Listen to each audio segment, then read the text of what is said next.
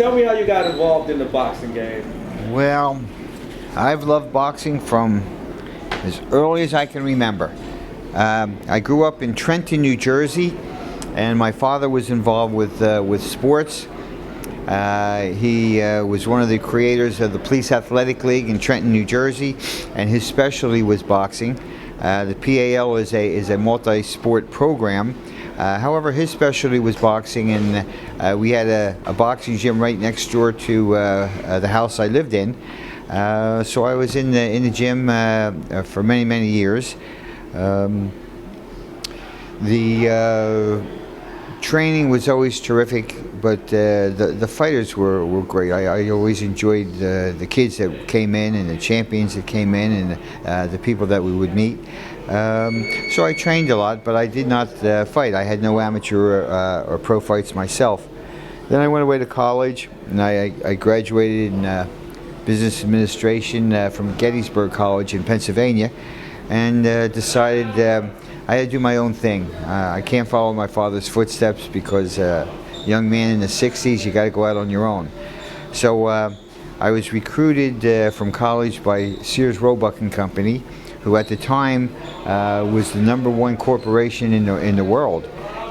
Great organization, and I was with them in management. I stayed with them for 16 years, but the longer I was with them, the more I knew I disliked what I was doing. I didn't like wearing a suit and tie every day. I had a nice responsibility and a lot of people working for me, a nice salary, nice benefits, but I really hated going in and working every day, and realized that my father was right from the beginning. So as I was continuing my career with Sears, I contacted my dad and asked him to get involved with amateur boxing for a while. So I was here in New York. He contacted the local people, and I became a referee and a judge. And I soon realized I liked the amateur sports very much, but I didn't like being a referee or a judge because I related to the kids too much. I helped them out. I drove them to the events and go out to eat with them afterward and stuff. So it was difficult to judge their bouts and have a relationship with them as well. So I went into the administration end of it, and eventually became the president of amateur boxing in New York as I continued to make my living working at Sears. So as president, I had to go out to all the gyms on occasion and work with them and help them out. One day I was in Gleasons, and I was with the owner at the time. His name was Ira Becker, and we were friendly. I'd been with him for a long time. But we just had a casual conversation. We're having some coffee, and he mentioned that he was looking for a partner. And I said, Ira, don't look any further. I'm going to be your partner. And the next day I went back to Sears Roebuck and I resigned. I took my profit sharing and bought 50% of the gym. And that was back in the early 80s. And then unfortunately Ira passed away in 1991. So I bought the family out, and I've been the sole owner of Gleasons since 1991. And it was just because I didn't like what I was doing for a living. That's actually very interesting when you say you took all your profit sharing and invested in the gym. Tell us a little bit so the boxers can understand the value of investing in yourself. Because you actually gambled and invested in yourself. Well, I'm a 100% believer that you have to be self-employed. You have to rely on yourself. Don't rely on other people. In my case, I worked for Sears. It was a huge organization, a great salary, great benefits, and I was guaranteed a check once a month. We got paid. I was guaranteed the check once a month. I was guaranteed my bonuses, but I disliked what I was doing, and I knew that I could only go so far with the company. I was just an employee. And the company, rightfully so, was taking advantage of me and my abilities to make money for the rest of the company and for the profit or the profit holders, the shareholders. And so I said, listen, if I'm going to work real hard, I might as well work for myself. And I absolutely think that every fighter out there, every individual, should find a way to become self-employed so that you control your own destiny. Like the fighters control their own destiny. Only a fighter can make himself the champion. Everybody else is just a surrounding individual. Well, your life is the same way. And if you take control of your life, find what you like to do, and be your own boss, you'll be much more successful in the long run. You can make as much or as little as you want to. It's up to you. You can work as much or as little as you care to. It's up to you. But you're your own boss. So if you have any possibility whatsoever, get an idea, fall in love with your idea, get the capital, invest in yourself, and you'll be very successful. When you say rightfully so, take advantage of it, can you break that down a little bit more? I'm sorry, rightfully so. When you said your employer at Sears Robots took advantage of it, rightfully so. Listen, sure. The corporation, whether it's small or large, is in business to make money. Whether it's a privately owned company or whether it's a public company, everybody's in business to make money. The owners of the company or the officers of the company, their responsibility is to get employees that are going to be successful for the company. Obviously, the individual wants to have a salary and benefits for themselves as well, but the overall goal of the company is for the company. It's not for the individual. So, rightfully so, Sears hired me.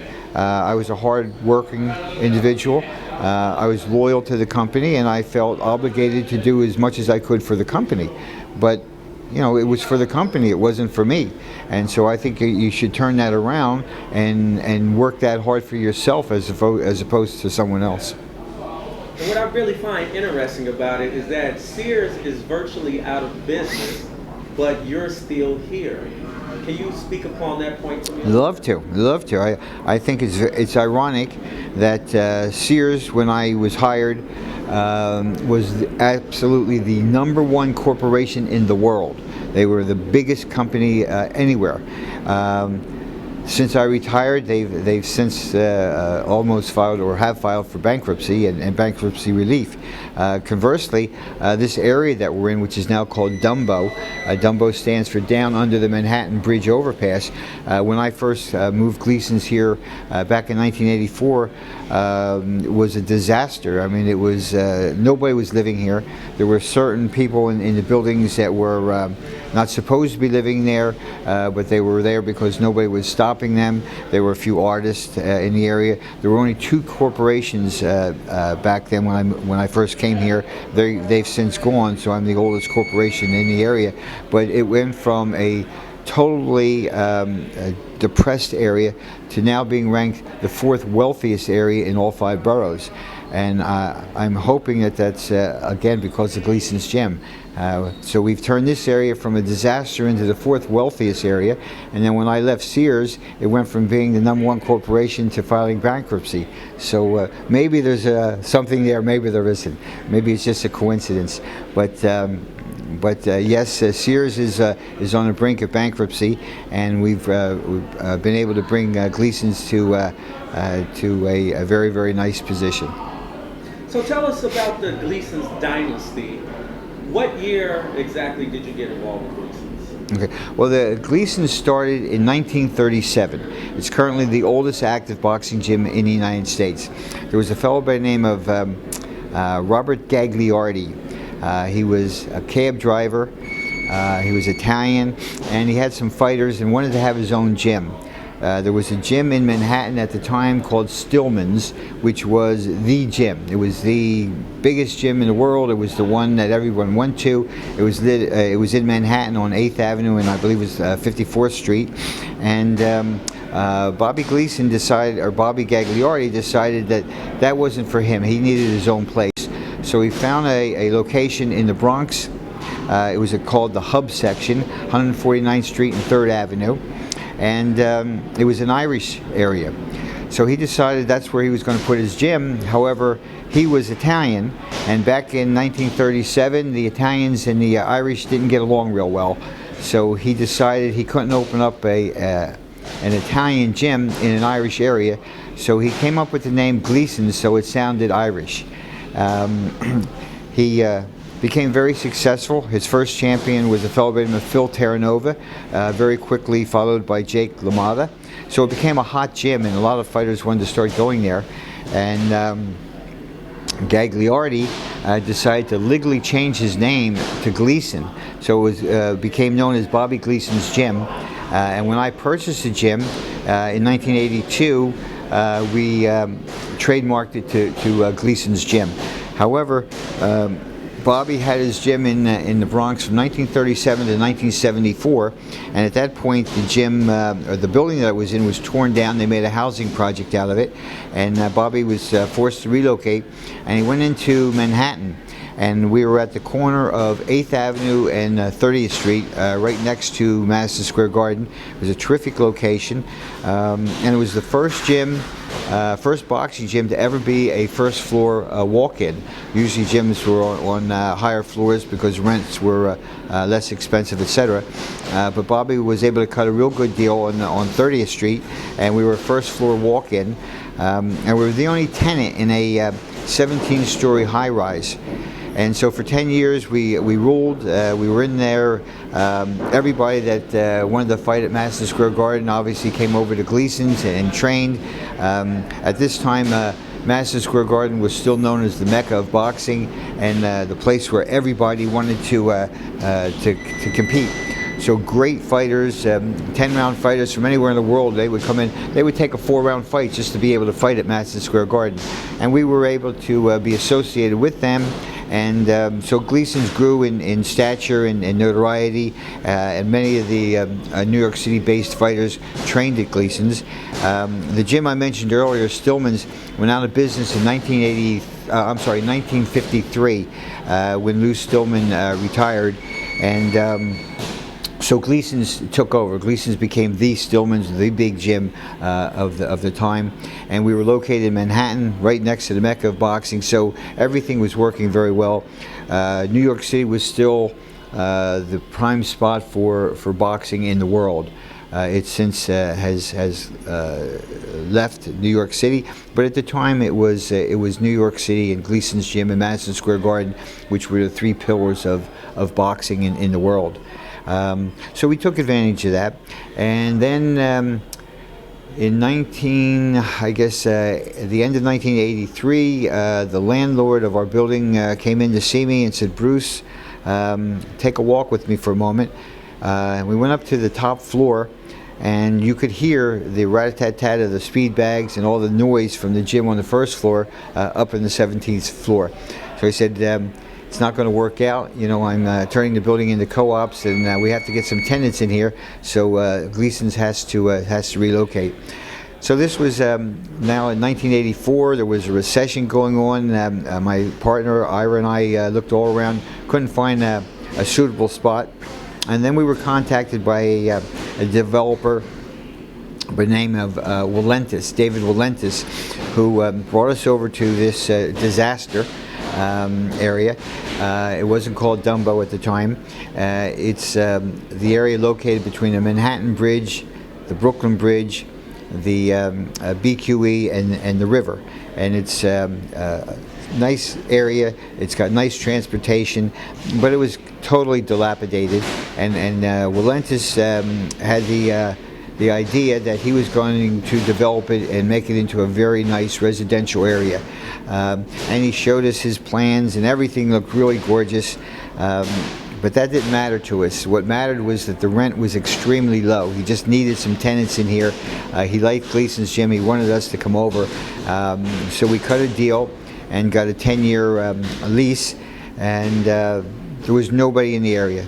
We were the only people. The other two businesses eventually went out of business, and we were told, be very careful, don't come in on the F train, be careful of the AC train, only come in from the 2-3 from Brooklyn Heights. The area was populated basically with crack addicts, prostitutes, and the mafia that were burying their bodies down here under the bridges, and Gleasons Gym. And we had a great time. We had a bit of a monopoly on boxing back then, and so the fighters had to follow us wherever we were, and we only had fighters. There was no such thing as a woman in the gym. There was no such thing as children or businessmen. So it was only the fighters, and the fighters had no problem coming here. And everything that David Walentis told us he was going to do, he eventually did.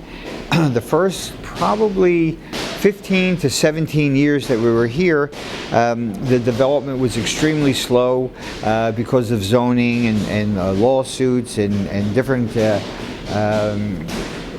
basic things that you have to get done with the city to get a project like this underway.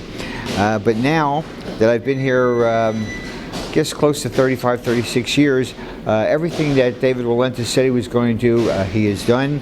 It is now an extremely wealthy area. As I said, it's ranked the 4th wealthiest in all 5 boroughs. We're maxed out as far as people being able to move into this area. The stores are completely filled. There's a lot of new construction going on, so there's new 37, 31-story buildings coming in here with more people. They're currently working on the streets and the utilities to be able to house and take care of all the people that are here. But it's become an extremely busy area. The gym has also changed.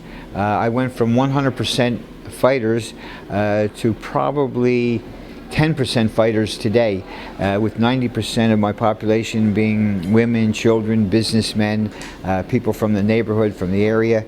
I have 67 nationalities training here. My youngest is 6 years old. My oldest is 83 years old.